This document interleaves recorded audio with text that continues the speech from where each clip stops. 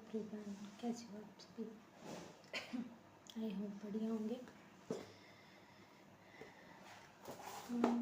आज हम स्टार्ट करने वाले हैं इसमें अलजेब्रा बीएससी फर्स्ट सेमेस्टर।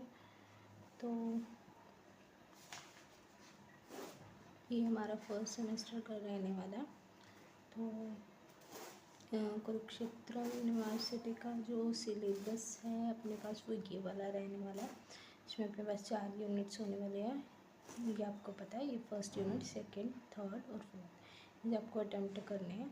आप हाफ सेक्शन भी कर सकते हो और पूरे सेक्शन करने के अलावा टाइम के अकॉर्डिंग वो हम लोग एडजस्ट कर लेंगे। नहीं तो हम हाफ सेक्शन करेंगे इसका, ठीक है।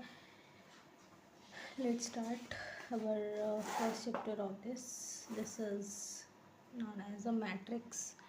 ये आप 12th क्लास में पढ़ के आए हो मैट्रिक्स क्या है, बस उसी का जो है थोड़ा सा एडवांस वर्जन है ये, ठीक है, मैट्रिक्स का। उसमें हम लोग क्वेश्चन सॉल्व करते थे, इसमें हम लोग थ्योरम सॉल्व करेंगे, ठीक है। तो let's start of this topic. Matrix तो आपको पता ही है, ठीक है। मैं इसके ज़्यादा डेफिनेशंस पर नहीं जाती हूँ, सीधा थ्योरम पर आऊँगी जो कि एग्ज़ाम पॉइंट ऑफ व्यू से इम्पॉर्टेंट है। तो चैप्टर नंबर 1 अपने पास है, मैट्रिक्स होती क्या है। मैट्रिक्स के बारे में तो आप लोग जानते ही हैं कि मैट्रिक्स होती क्या है, फिर भी एक बार रिकॉल कर लेते हैं। A set of mn number arranged in the form of an ordered set of m rows. Each row consists of n number and enclosed in the bracket of this is called an m cross n matrix. तो हम इसको क्या बोलेंगे, m cross n matrix बोलेंगे। अभी क्या कहना चाहते हैं, एक हमने ये मैट्रिक्स ले ली, ठीक है। मैट्रिक्स की ये वाली जो चीज़ होती है इनको हम बोलते हैं रोज़, इनको बोलते हैं कॉलम्स, ठीक है। इनको बोलते हैं रोज़। हॉरिजॉन्टल्स वाली को हम रो बोलते हैं और वर्टिकल वाली को कॉलम बोलते हैं। तो इसके अंदर एम एन एलिमेंट है। कितने एलिमेंट है, एम एन, जिसको हम किससे डिनोट करते हैं, एम क्रॉस एन से डिनोट करते हैं। एम जो बताता है वो नंबर ऑफ रोज़ को बताता है, एन जो है वो किसको बताता है, नंबर ऑफ कॉलम्स को बताता है, इंडिकेट करता है। तो अगर मैं बात करूँ, यहाँ पे मेरे पास 3 0 4 7 8 9 1 2 3 4 8 0 ये एलिमेंट दे रखे हैं, ठीक है। तो अब इसमें रोज़ देखो कितनी है, 1 2 3 4 रोज़ है। तो एम क्या हो जाएगा, 4। कॉलम कितने हैं इसके अंदर, 3 हैं, तो कॉलम्स कितने हो जाएंगे इसमें, 3। तो 4 क्रॉस 3 की मैट्रिक्स हुई है, ठीक है। तो इसका अगर हम ऑर्डर की बात करें तो वो एम एन ऑर्डर यानी कि 4 × 3 this is known as a 12, तो वो इसका ऑर्डर कहलाएगा, ठीक है। अब देखते हैं इसमें क्या बोलता है ये। A set of m n numbers arranged in the form of an ordered set of m rows. वो set of m n numbers का जिसको हम ऑर्डर सेट के फॉर्म में अरेंज करने वाले हैं। हर एक रो में each row consist of n numbers, हर एक जो रो है उसके अंदर एन नंबर्स कंसिस्ट करेंगे। एनक्लोज्ड इन दिस ब्रैकेट, हमने इसको ऑलरेडी इस ब्रैकेट में कंसिस्ट कर दिया है, इस वाली ब्रैकेट में, सॉरी इस वाली ब्रैकेट में इसको इनक्लोज कर दिया है। और this is known as a M cross N matrix. या फिर हम इसको ऐसे भी, इसको हम इस तरह से रीड करेंगे, m बाय n मैट्रिक्स की तरह से हम इसको रीड करेंगे। या फिर हम ये बोल देंगे matrix of order m by n, या फिर बोल देंगे a matrix of a type m by n, ठीक है। नेक्स्ट जो है इसके, these are the type of the matrix. ये हमें पढ़ने की ज़रूरत नहीं है, ये हम ऑलरेडी पढ़ के आए हुए हैं 12th क्लास में। जब इनकी ज़रूरत आएगी तो हम बाद में एक बार रिकॉल कर लेंगे, ठीक है। Let's start of the theorem of this chapter.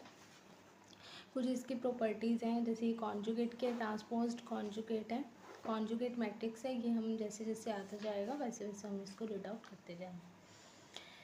तो आज जो है हम 2 थ्योरम इसके सॉल्व आउट करने वाले हैं, मतलब प्रूव करने वाले हैं। First of all this theorem and the next is this, inverse of every square matrix if it exist it is a unique. तो बस ये 2 थ्योरम्स हम लोग करने वाले हैं यहाँ पर। Let's start.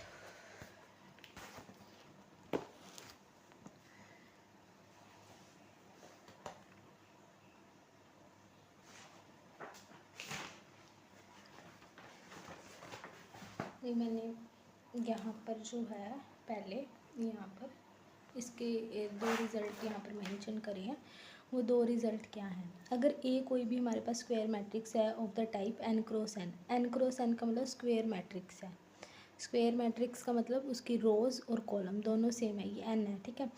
स्क्वायर मैट्रिक्स है, स्क्वायर मैट्रिक्स कैसी होती है, जिसकी रोज़ और कॉलम दोनों सेम होती है, उस तरह के। देन तो हमारे पास ये रिजल्ट एग्जिस्ट करता है। रिजल्ट क्या है, A of adjoint of A is equal to, adjoint of A की आप ए से मल्टीप्लाई करा रहे हो, एडजॉइंट ऑफ ए की प्री मल्टीप्लाई कराओगे ए से, या फिर एडजॉइंट ए की पोस्ट मल्टीप्लाई कराओगे ए से, या ए की मल्टीप्लाई कराओगे एडजॉइंट ए से, पोस्ट मल्टीप्लाई करा रहे हो ए की, is equal to determinant of A. तो ये डिटर्मिनेंट ऑफ ए के इक्वल आएगा। ए की मल्टीप्लाई करा रहे हो pre multiply of A with adjoint A, ठीक है। Post multiply of A with adjoint A is equal to determinant of A identity matrix.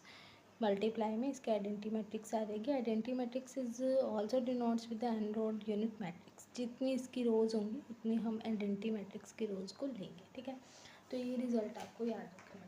आज की जो हमारी थ्योरम रहने वाली है, वो थ्योरम ये है कि अगर हमारे पास ए और बी कोई भी दो मैट्रिक्स है, ठीक है, ए और बी हमारे पास कोई भी दो मैट्रिक्स हैं, और वो जो दोनों मैट्रिक्स हैं वो दोनों सेम ऑर्डर एन की हैं, दोनों का ऑर्डर क्या है, सेम है, जो कि एन है। तो हमें ये रिजल्ट प्रूव करना है कि एडजॉइंट ऑफ ए बी, अगर मैं इन दोनों की मल्टीप्लाई कराऊँ फिर एडजॉइंट ए निकालूँ, तो adjoint of B is not adjoint of A के इक्वल आएगी। जो हम 12th क्लास में करते थे, सिर्फ इसका एक रिज़ल्ट ये था, वो हम यूज़ करते थे, ठीक है। अब जैसे हम लोग बीएससी में आए या बीए में आए, तो हम लोग यहाँ पर इसका क्या करेंगे, इस रिज़ल्ट का प्रूफ करेंगे। वहाँ पर हम सिर्फ ये रिज़ल्ट को यूज़ करते थे। अब यहाँ पर हमें ये जो रिज़ल्ट है वो हमें प्रूफ भी करके दिखाने पड़ेंगे, ठीक है। बस यही इसके अंदर थोड़ा सा एडवांस्ड वर्जन है कि ये थ्योरम्स आई कहाँ से और हम लोग इसको कहाँ से कैसे सॉल्व मतलब प्रूफ कर सकते हैं। Let's start. सबसे पहले आपने करना क्या है, इसकी जो ये वाली साइड है ना, ये लेफ्ट हैंड साइड होगी, राइट हैंड साइड होगी, अपनी इसकी राइट हैंड साइड उठाओ। राइट हैंड साइड है क्या हमारे पास, adjoint of B dot adjoint of A, यही दे रखी है। ये मैंने इसकी दो साइड्स उठा ली, मतलब सॉरी राइट हैंड साइड उठा ली, ठीक है। अब मैं इस राइट हैंड साइड की मल्टीप्लाई कराऊंगी, किससे मल्टीप्लाई कराऊंगी भाई, ए बी से मल्टीप्लाई कराऊंगी। थोड़ा सा जस्ट एक क्रैम है, ये आपको करना पड़ेगा कि पहले मैं इसकी प्री मल्टीप्लाई कराऊंगी ए बी की, ठीक है। अब मैंने ए बी की जो मल्टीप्लाई करानी है, यहाँ पर जो मेरे पास ए है वो बाहर ही रहने वाला है, ठीक है। अब पहले आप बी की इधर भेजोगे, अंदर वाला पूरे को नहीं भेजना, अब बी बी के पास ही जाएगा।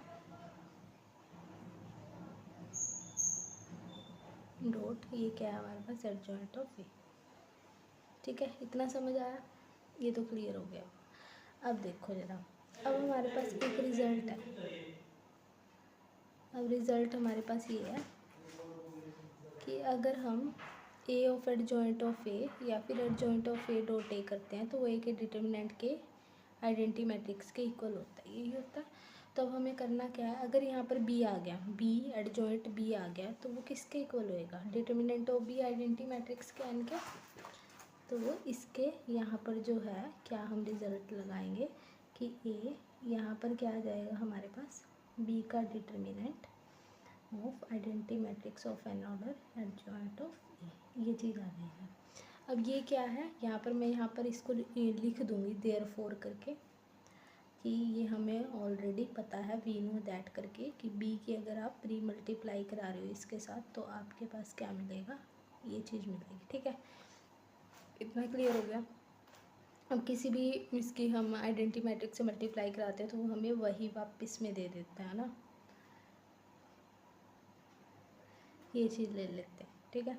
अब हमें क्या करना, अब मैं इसको बाहर ले आऊँगी, इसको अंदर ले आऊँगी। आप 2 की मल्टीप्लाई 3 से करा लो, चाहे 3 की 2 से करा लो, रिज़ल्ट वही आने वाला है। तो इसको हम अंदर इंटरचेंज कर देते हैं। जैसे ही मैंने इसको इंटरचेंज किया तो यहाँ पर मेरे पास क्या बनेगा, ए एडजॉइंट ऑफ, ये रिज़ल्ट बन जाएगा, ठीक है। अब ये रिज़ल्ट बन गया ए एडजॉइंट ए, फिर से वही चीज़ आ गई। अब ए एडजॉइंट ए किसके इक्वल होता है, determinant of identity matrix of order N, तो यहाँ पर यही चीज़ आ जाएगी, ठीक है। साइड में रिजल्ट दे देंगे, वी नो दैट ऑलरेडी कि ए एडजॉइंट ऑफ ए जो है वो किसके इक्वल आएगा, आइडेंटिटी मैट्रिक्स ऑफ एन के इक्वल आएगा। ठीक है, इतना क्लियर हो गया होगा। तो अब यहाँ से मेरे को क्या रिज़ल्ट मिलता है कि जो मैंने ए बी की, इस ए बी की इसके साथ क्या कराई, मैंने प्री मल्टीप्लाई कराई,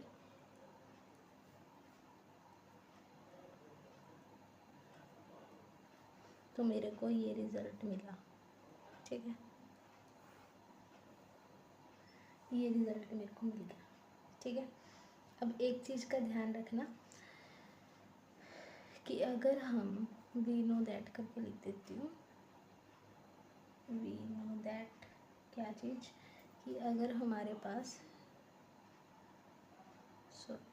के एन ओ डब्ल्यू आएंगे। ठीक है, वी नो दैट करके लिख देती हूँ कि अगर मैं बी का डिटर्मिनेंट ए के डिटर्मिनेंट के साथ करती हूँ तो मेरे पास यहाँ पर क्या रिज़ल्ट मिलता है, ए बी के इसके इक्वल होता है। ठीक है, ये वाला, तो मतलब ये वाली चीज़ किसके इक्वल होएगी, इसके इक्वल होएगी। ध्यान रखना ए पहले आएगा बी पीछे आएगा। ठीक है, ए बी के मोड के इक्वल होता है। अब नेक्स्ट स्टेप पे, ये हमारा पहला स्टेप रहने वाला था। दूसरा स्टेप हमारे पास क्या रहने वाला है कि मेरे पास जो एडजॉइंट ऑफ बी है, यही फिर से राइट हैंड साइड उठाएंगे। फिर से कौन सी साइड उठाएंगे, राइट हैंड साइड। ये उठा ली मैंने। अगर मैं इसकी मल्टीप्लाई कराती हूँ ए बी से, अब मैं ए बी की मल्टीप्लाई पोस्ट कराऊंगी। पहले मैंने प्री कराई थी, अब मैं पोस्ट कराऊंगी। पोस्ट कराती हूँ तो क्या रिज़ल्ट मिलता है हमें, joint of B, joint of A, ये ए अंदर चला जाएगा यहाँ और यहाँ पे बी आ जाएगा। ठीक है, करेंगे क्या, we know that this is known as a determinant of A dot identity matrix. ठीक है, ये हमें रिजल्ट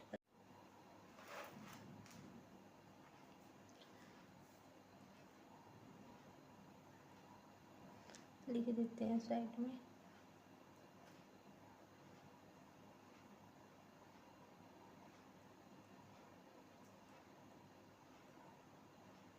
ठीक है, इसके इक्वल होता है। अब ये आ गया, इस बी को अंदर भेज देते हैं।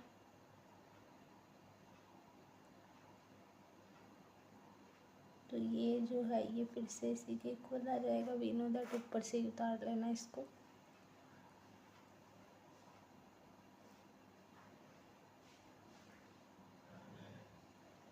ये रिज़ल्ट मिल गया। ठीक है, अब क्या आया यहाँ से मेरे पास कि जो adjoint of B dot adjoint of A multiply कराई ए बी की, तो क्या रिज़ल्ट मिला, पोस्ट मल्टीप्लाई कराई तो बी का डिटर्मिनेंट और ए का वो किसके इक्वल हो जाता है, ए बी के इसके इक्वल हो जाता है। ठीक है, ये आ जाएगा।